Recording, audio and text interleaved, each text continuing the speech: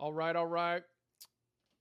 It's the Blue Bloods Fish Report. It's your boy. I'm Trey Smith with my man Brandon Holmes with the Blue Bloods College Game Time podcast, affiliated with Sports Illustrated. Man. So, B. Holmes, we had some breaking news Monday. Big news. Texas Tech decided to move on from head coach Matt Wells, and I've got it right here. He was 13-17, fired midseason. Former Texas Tech quarterback, current offensive coordinator, Sonny Cumbie, was named the interim head coach. So here's what I want to know, B. So, who can get Texas Tech back to really where they were with Mike Leach? I mean, I feel like Mike Leach really had a template that got Texas Tech to the ceiling of really what they can accomplish. I mean, I don't want to sound like I'm, but I would say if you look at Mike Leach's body of work, that's probably a pretty high ceiling for the program. Cliff Kingsbury couldn't really get it back to that point. Matt Wells obviously hasn't been able to. Like, what do they need? Who should they go after? What do you think? I think, man, Texas Tech is an interesting job. So I think most people would think because Texas Tech is in Texas, it's a fertile recruiting ground, not knowing Lubbock is like 5 hours away from Dallas. It's 8 hours away from Houston. So which most people don't realize, Stillwater is closer to Dallas. It's where Oklahoma State is than Lubbock is. And Houston is closer to Baton Rouge than it is to Lubbock. So it's not as fertile as people would probably think is such a home run hitter. So I think if you're Texas Tech, man, you have to go after somebody that's a culture builder. It's all about culture, and you have to do more with less. And so the two names that stuck out to me instantly when I heard this, I'm Texas Tech. The first person I'm calling is Jeff Traylor down at UTSA. The culture he's been able to build so quickly at a program at UTSA is very impressive. I mean, they're undefeated this year so far. They're looking like they maybe potentially might lose a game, but they might finish out undefeated. But that's all based upon a culture, because that program just hit FBS status not too long ago. And if you can't get him, I think another name you reach out to is Sonny Dykes down at SMU. See if he wants to make the big-time leap to a Power 5 program. What he's been able to do at Dallas, and I mean, you live in Dallas, I'm from Dallas. We see how he's been able – SMU's had a culture change when Sonny Dykes came in, and he's been able to provide and build this culture where it's like, come home, this is Dallas's team. And I think you need a guy more so who can't – it's not about recruiting talent, because you're always going to kind of get the leftover talent from UT, SMU, and OU because they're jumping to the SEC, which is going to make it even harder. You need a guy that can build a culture, and the culture that says, I can do more with less, and kind of sell them on that kind of program and sell them on that type of culture, because as we know, if you've ever been to Lubbock, it's not the best place that you want to live, but the fan base is great. You're playing in a Power 5 conference, and if you can set that culture right, that's the kind of coach you got to get, somebody that can set the tone, set the culture, develop what they want, and I think the two guys that can do that is Sonny Dykes and Jeff Traylor. Yeah, my concern with someone like Jeff Traylor, not that I would be against that, I think he'd be a great hire for Texas Tech, but from his perspective, he's an East Texas guy. Like, he is a legend in East Texas. And if you're not familiar with Jeff Traylor, the head coach at UTSA, he was a legendary high school football coach out in East Texas. In fact, his former school he won several state championships at, Gilmer High School, named the stadium after him. If I'm him, do you sit and wait for maybe a spot like a Baylor or maybe even bigger than that? Who knows what could come open, kind of that lends itself more to the East Texas recruiting grounds, because to your point, all the way out in West Texas, they're not, there's a lot of other schools you drive right by in order to get to Texas Tech if you're an East Texas kid. And so I don't know, we'll see. And then here's my question on Coach Dykes, man. Are we so sure that his situation right now and the trajectory it's on isn't better than what he could get at Tech? I mean, I guess money talks, right? Yeah, money so show talks. me the money. And he is a Texas Tech alum. His dad, the legendary Spike Dykes, was the longtime coach at Texas Tech.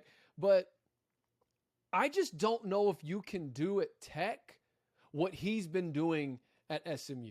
Yeah. Part of his draw is the city of Dallas. True. And getting kids to come home is his big, spiel in using the transfer portal. Because the DFW area, it's just loaded with talent. And it's loaded with low-hanging fruit. And he's going and getting guys that go off to Power 5 schools and bring them in. And then here's my question. Are we so sure that SMU is not going to be a Power 5 school here in a couple of years? True. In a couple of seasons? With all the mix-up and all the shake-up happening in the Big 12, all of a sudden SMU gets back in the Big 12. I'm not so sure that Tech is a more enticing, appealing job. One I think you got to keep an eye on is Kendall Briles. Okay. There are some ties there. Yeah. Obviously his dad, Art Briles, which I think right now there's Tech fans that, some of them at least, depending on, I know obviously Art Briles right now is like a polarizing figure. Right. However, there are Tech fans right now that would love to have him as their head coach. Absolutely. He was a running backs coach there, I think from 2000 to 2002. I believe he was on Mike Leach's staff. That's where he was after, winning all his championships as a high school coach at Stephenville and, I don't remember where the other place was, but his other place to coach that. But Stephenville, I believe, is where he was before he made the leap to Tech as a running backs coach. Went to Houston as the head coach, and then from there went to Baylor. And I think with Kendall Briles being a part of that whole rebuilding process at Baylor, everyone obviously knows how it all ended, right? However, the success that they were able to obtain from where they were to where they ended up being. I mean, RG3 got him in, got a Heisman Trophy for the program. I mean, had not for all those off-field things that happened and Art being kind of somewhat in the middle of that, I don't want to get in that because I don't know all the facts. I know with some of the stuff, I guess he was acquitted or whatever. However, the state of the Baylor program when the Briles got there, because Kendall Briles was a part of that team, not part of that team, but a part of that staff. They were in a very similar spot to where Texas Tech is right now. Yep. And who knows? Kendall Briles could bring that offense, the old veer and shoot. You see what he's doing at Arkansas right now. I mean, they're putting points up. Obviously, they've had a couple, mainly when they ran into the brick wall of Georgia. But he's been doing a great job, phenomenal job, especially looking at where Arkansas was before he came to town as the offensive coordinator. I think he's one to keep an eye on. And then you never know. Sonny Cumbie could have him drop the interim title. We'll see how it plays out. In fact, on our podcast, which those of you who don't know, Blue Bloods College Game Time Podcast, check us out. You can follow us on Instagram or TikTok at Blue Bloods CGT. Find us on Apple, find us on Spotify. Links are below this video. We were talking about, we were getting ready to kind of like say keep an eye on Texas Tech because had it not been for this loss to Kansas State, I think they would have been 6-2. I think. So we'll see. I think Briles and Cumbie, and then of course, like you said, Coach Dykes, Jeff Traylor. Man, if they can't land one of those guys, they're in trouble. They're in trouble, and it's going to be long time sailing. And I'll say this, and then I could be done. Is I don't think Texas Tech. I agree with you. I don't think it's a better situation than what SMU has. What Sonny Dykes is going. And my only thing with Jeff Traylor is how long is he willing to wait for the big job to open up? Because there seems to be, outside of this, a lot of coaching gigs in the Big 12 seem to be pretty solid. And guys like Gundy just signed that extension up at Oklahoma State. Lincoln Riley's probably not going anywhere out of OU, even though they're going over to the SEC. Sark is at Texas. Patterson at TCU. So there's not going to be a lot of big time openings, and I'm almost concerned is the SEC team going to take a big swing on a guy coming from Conference USA at UTSA. So I think maybe you come in at Tech, you get your feet wet at a big time program, and let's just say over 3 years you go 8-4, you get the 9-3 season.